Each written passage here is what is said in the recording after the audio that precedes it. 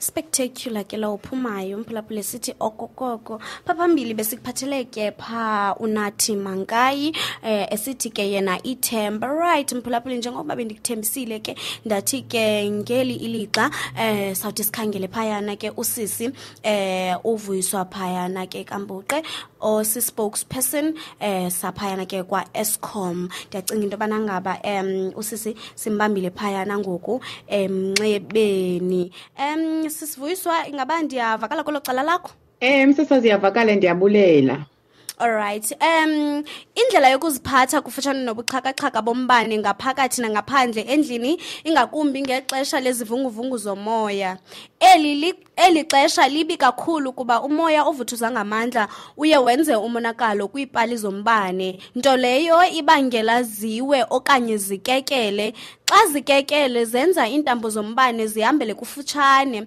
Namhlanje ke mphulaphuli sinaba kwa Eskom ukuzoncokola nokucebisa wena mphulaphuli ngoku. Right ke sisivuyiswa mandikubulise ndikwamkele nkqube ndikunike nelithuba ukuba uzazise kubaphulaphuli. Ndiyabulela msasazi, ndiyabulisa kubaphulaphuli basevukani.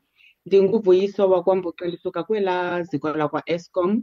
Namhlanje ke njengoba sitshilo umsasazi sizokuxhobisana ngokusebenzisa ubuxhaka-xhaka bombane, especially ngeli xesha lezivunduvundu zomoya. Inintsi into eyonakeleyo out there.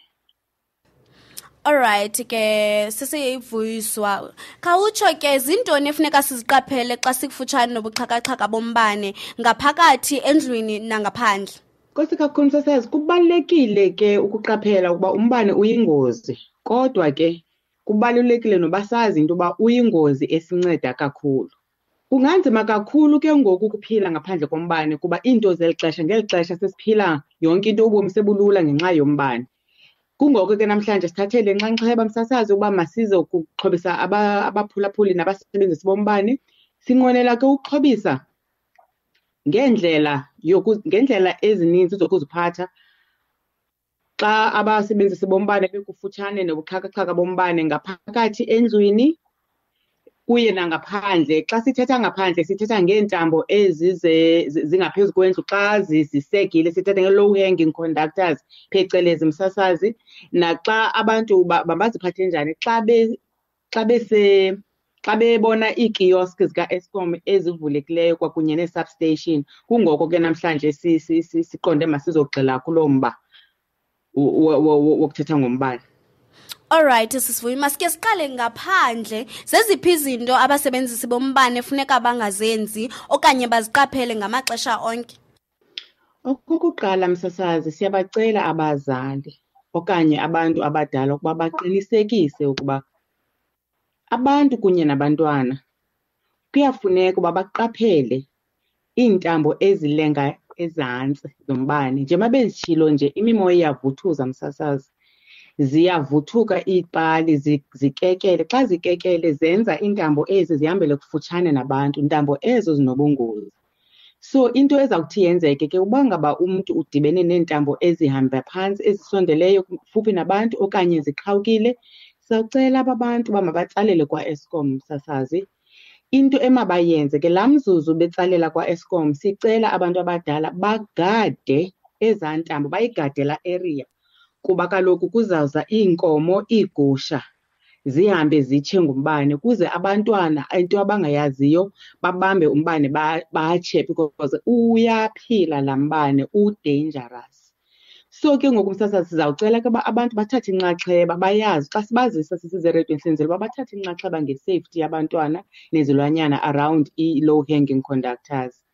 Okwesibini ke okwesithathu msasazi, siyacela bethuna abantwana bakuqinisekise uba ababhabhiseli iikayiti zabo kufutshane neengcingo zombane. Xa ikhayithi iphaya umntana uzayilibala into yoba uyavutha umlilo, ahambe ayokuthatha ikayiti yakhe. Ngelaa xesha yothatha ikhayithi uyatsha ngombane. Okwesithathu msasazi, abantwana mabangagibiseli amatye kwi-insulator. Ii-insulator ke zezaa kopi zibrown zibambelele kuzo iintambo. Uyayiqonda uba Ukuba ngaba laa kopi ikrekile msasazi ze kufike isivunduvundu somoya, kulula ukuwa kwentambo kuba laa kopi ayisaphelelanga kuba umntana uye wayibetha xa edlala ikhayiti. So zezona zinto ziye zisifake emngciphekweni kakhulu into yoba ngelaa xesha ibethiwe awabona, but kuthi ngeli xesha lezivunduvundu iyenze lula into yoba intambo mayiwe phantsi. Okwesine msasazi, siyayibona ke iye iqapheleka or ixhaphaka kakhulu into yokwebiwa kombane. Kodwa ke koko kokubiwa kombane ke msasazi, abantu sicela baqaphele because abantu xa bewubile umbane uzawubona ngeentambo ezihamba ngaphantsi komhlaba. Okanye ukususela apho zihambe kufutshane kakhulu nemizi, ezi ntambo zidityaniswe ngesalatape and everything. So ezaa ntambo ke na zifekwa phaya illegally, zii-illegal nje zingaqhushumba nanini na. Uyatsha ke umntu ozawuhamba phezu kwalaa ntambo ebeyivutha umlilo. So abantu mabalumkele ke. Enkosi msasazi. Alright, iyavakala sisivuyi. Khawutsho ke zeziphi izinto ezinobungozi abantu abazenzayo kufutshane neentambo zombane? Okay ke msasazi, enkosi kakhulu. Into ethande ukuxhaphaka kakhulu, abantu bakha phantsi kweentambo zombane. Kukho ezaa ntambo zombane ke zihleli kwezaa pali zentsimbi. Mkhulu ke laa mbane msasazi, zii-transmission lines. Kuphinde kubekho ezi ntambo zombane zihleli kwiipali ezixhaka kufumanisa uba ufike iipali ziyi-6 ezibambe le ntambo. Mkhulu kwakhona laa mbane msasazi. So abantu bokha phantsi kwezaa ntambo. Ukuba laa ntambo njengoba benditshilo ke xa seyifika phaa kuwe yithi ke ngoku le ifika phaa kuthi xa ibamba uyitshisa yile iza endlini ihamba mhlawumbi ibenye. Eziya zintathu msasazi ziwe phezu kwendlu yakho. Ukuba ngaba indlu yakho ifulelwe ngamazinki, kwanto elizinki apha endlini, kwafestile, kwahendle wena cephe, ibambe laa mbane, uyayiqonda uba kuzawuba abantu ke ngoku. Uphinde futhi ukuba ngaba indlu yakho ifulelwe ngengca, iyatsha msasazi, zitshile ziliqela. Itshe kuba kaloku iwelwe yilaa ntambo. So i-servitude apho kuhamba khona iintambo zika-Eskom, yeka-Eskom laa pisi yomhlaba, siye sithi yi-servitude ka-Eskom.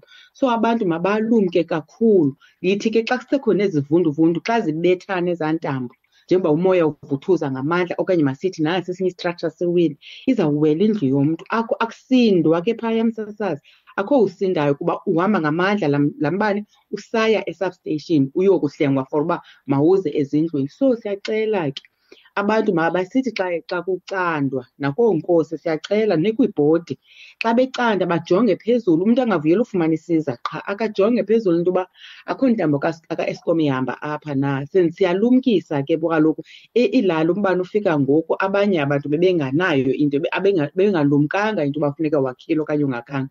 Kungoko ke sithatha eli xesha loba masibuye sokulumkisa abantu uba xa seyimile indlu yakho intle phaa, akuzuba lula uba mawuyichithe. So abantu mabalumke msasazi. Enkosi. Alright, ndiyacinga uba siwugqibile umba wangaphandle. Sicela ke ngoku uthi qabaqaba nje ngombane ngaphakathi endlini. Msasazi, apha endlini xa uye kufike laa mntu webox ne, xa sizofaka umbane, emakhaya ke ixhaphakile into ethi ndifuna ibe lapha erumini yam kwenzela into yoba ndizokwazi ukumonitharisha uba umbane uhamba njani. Ewe, andibagxeka abantu abadala uba abafuna utsotyelwa ibhoksi bengazi, kodwa ke ayibobulumko obo. Indawo ebekwa kuyo ibhoksi siyacela mayibekwe ephasejini okanye ekhitshini, not ekamereni, kuba kaloku inganyibilika yitshe nanini na. Indlela ekutyhubhishwe ngayo emakhaya, abantu ke bayakuthanda ukusebenzisa ii-plugs, ezaa ntanjana zibhityileyo for utyhubhisha. So sisicebe ezaa ntanjana zibhityileyo sizibiza xa sizibiza ngu-220, azinayo i-earth. Xa kukho into erongo nombane aziwisi iplug, so aziyo ntambo zirayithi. Okwesithathu, ukufakwa kwezixhobo ezisebenzisa umbane. Uyayibona laa nto laa cumbelele uye ube mninzi kwiplug eyi-1, wonke umntu afake kuba kaloku sine-extension plugs, afake ne-2 pin plug, afake enye ngaphezulu. Ufike icumbile ke shem phezu kwetafile. Laa nto ayilunganga kuba kaloku yi-overload yeplug, yenye nento ke nokwenza ubungozi. Uyayiqonda? Siphinde ke ngokwakho lapha endlini, umbane awudibani namanzi.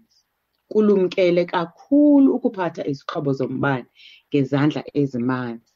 Kwaye umlilo oqalwe sisixhobo sombane, uba unethamsanqa lowubona, uba umlilo uqalwe sisixhobo sombane sukuwufaka amanzi kuba uza kunwenwisa, nto leyo suke ugibisele isanti okanye umgubo, loo nto ikufutshane na, okanye ubhule ngengubo, awuwasebenzisi amanzi. Kangako ke msasazi. Alright, sisivuya kulo mba wokutyhubhisha nithi abantu kumele benze ntoni? Msasazi, yazi uye ube setshansini yoba safe xa usebenzisa abantu abaqeqeshelweyo ukutyhubhisha. Okokuqala, umntu oqeqeshelweyo ukutyhubhisha uza kunika i-certificate of compliance, i-COC. Certificate of compliance leyo ikuncedisa nakwizinto zakho ozithengileyo. Ukuba mhlawumbi sisezaqhushumba ngumbane, i-insurance xa ufuna ubhatala uyazi uba i-certificate of compliance ndinayo, indlu yam yayityhubhishwe ngokusemthethweni. Kaloku xa utyhubhisha indlu ufaka umbane indlu yonke, yiba nombone kungu xa utyhubhishe rongo yonke le ndlu kuza kuqhashumba yonke indlu. Umbane ixesha elininzi uhamba erufini, ukutsha kwerufu kutshe yonke indlu. Okwesibini, kwimatyeli amaninzi siye sidibane, siyakhuthaza ke abantu uba mabasebenzise abasebenzi abatyhubhishayo abaqeqeshelweyo ukutyhubhisha kuba kaloku kufuneke befumene i-certificate of compliance. I-certificate of compliance ke si-certificate esikuncedisayo siqiniseke uba umzi wakho utyhubhishwe ngendlela. Okwesibini ke ngoku kuyo yonke le nto yenzekayo siye sifumaniseke into yoba aba bantu bangakwazi ukutyhubhisha bangaqeqeshelwanga basebenzisa ezaa ntambo kuthiwa yi-twin flex. I-twin flex incinci kakhulu, ayingeke ikuncede xa kusenzeka ingozi. So umntu oqeqeshelweyo uzawuyazi into yoba makasebenzise intambo eno-earth. U-earth ke yilaa ntambo, zezaa ngcingo ziye zithi xa kukho ingozi ziyitripise umbane phaa ebhoksini, ungabikho kunoba mawuqhubekeke utshise indlu. So ininzi ke ngoku into eyenziwayo. Umanyindana awumfuni msasazi, awumfuni tu ecan'kwekutyhubhisha kwendlu yakho. Uba ngaba ufuna indlu yakho ibe ntle, ibe safe nafor abantwana bakho, sukuya kwaba bantu bangomanyindana athi umntu ndiyakwazi abe engenaso i-certificate. So kwakhona abantu bakuthi bayakuthanda ke usebenzisa iintambo eziqhawukileyo zadityaniswa ngeplastiki. Ufike ke komnye umzi ezi ntambo zihambiswa phantsi kwecango, kweminye umzi zikhutshwe efestileni. Lo mzuzu uvula uvala ifestile, laa ntambo iyatyeka mos kuba idityaniswe ngeplastiki. Nalapho kuqhushumbe khona umlilo ba laa ntambo ihamba ngaphantsi kwekhaphethi, ikulula uqhushumba komlilo ivele itshe. So ke ngoku intambo xa seyihamba siye sithi ke mayihambe phaa emdekweni kwenzela into yoba ingazunyathelo, ingazucinezelwa ifestile xa ivulwa xa ivalwa. Mayihambe emdekweni wendlu kwenzela into yoba abantu bazoba safe kuba asizude siyithini ke ezinye imizi uyayinida intambo isuka endlini enkulu ephuma eya kuqande, but yonke loo nto mayenziwe ngokukhuselekileyo. Enkosi msasazi. Alright, eyokugqibela sisinto ekufuneka uluntu luyiqaphele. Okay ke msasazi, uyazi bapha ndithetha nama-2000 kodwa ke nathi siyayenza le nto. Ama-2000 nabantu akuthe bethu nani ifowuni isetshajeni, abantwana bethu abeva msasazi. Kodwa ke asizudinwa ukufundisa. Akuthethwa ngefowuni isetshajeni. Into abayenzayo ke wes kuba bayimamele umculo isetshajeni. So yingozi enkulu yileyo, iyabulala. Yinike itshansi itshaje igqibe uyisuse embaneni ifowuni uzoyisebenzisa. So kule mihla siphila kuyo umbane yenye yezinto ezidingeka kakhulu. It's very essential, but at the same time it is very, very dangerous. So siphuma eli phulo kwenzela uba sizofundisa abantu uba ewe nika itshansi uba mayitshaje kwenzela uba uzokwazi uyisebenzisa. Uba kaloku uyakhontaktheka, uyakwazi no-access izinto zakho zomsebenzi wesikolo, but sukude uthethe kuyo isetshajeni. Siyanicela bantu bam, ndiyanicela nje ndibongoza. So sicela umbane siwutrite ngembeko ukuze nawo usiphathe ngembeko. Alright, sisivuya, phambi kokuba ndikhulule, khawuphinde usikhumbuze ngokuba sinxulumana njani nabakwa-Eskom apha ephondweni kweli phondo lethu ke leMpuma Kapa. Okay ke msafuneka ndithi chuke apha sine-Eskom share call le iqhelekileyo, siyamtsalela kwa-08600 37 566. Indinamba 600 Masiphinde xolo sisivuyi, masiphinde siphinde ubuphinde waqha okanye ndiyacinga inoba yi-network. Okay, U-Eskom share call ke msasazi wam sinonambara utsalela ku-08600 37 566. Okwesibini sinayo ne-email address ngoku xa une-customer queries sithi customerservices@eskom.co.za. Siphinde ke khona siphucuka ke msasazi sinayo no-my app, my Eskom customer app. Uyafumaneka ke ku-Google Play Store, uyadownloada from Google Play Store or iPhone App Store. Siphinde ke sibanayo ne-SMS number wa-35328. We are trying msasazi sizama ukufikelela kuzo zonke ezi gender. Kuyo yonke ke lento sifuna ukucebisa abasebenzi bombane xa usenza ezi inquiries, you must always have your meter number ready because yeyona ndlela yeyona nto ikunxulumanisa no-Eskom nee-systems ka-Eskom yi-meter number msasazi. So umntu xa sewungenile kwi-email yibhale yonke into but ungayilibali i-meter number yakho because izawukwazi ukusincedisa sikulocate uba ukweyiphi na i-area. Ndiyabulela msasazi kakhulu ngethuba othe wandinika lona ukuba ndizolumkisa abantu bakuthi ngombane. Ndiyabulela, danko, thank you, ndiyabonga. Alright, enkosi kakhulu ke sisivuyi ngexesha lakho. Sibulela ke napha ke abakwa-Eskom abathe babe kanti ke basinika wena ukuba ube kanti uthetha nathi uyasixhobisa ngale mina namhlanje. Ndiyabulela kakhulu msasazi, ndibulela nabaphulaphuli babasiboleka indlebe zabo. Alright.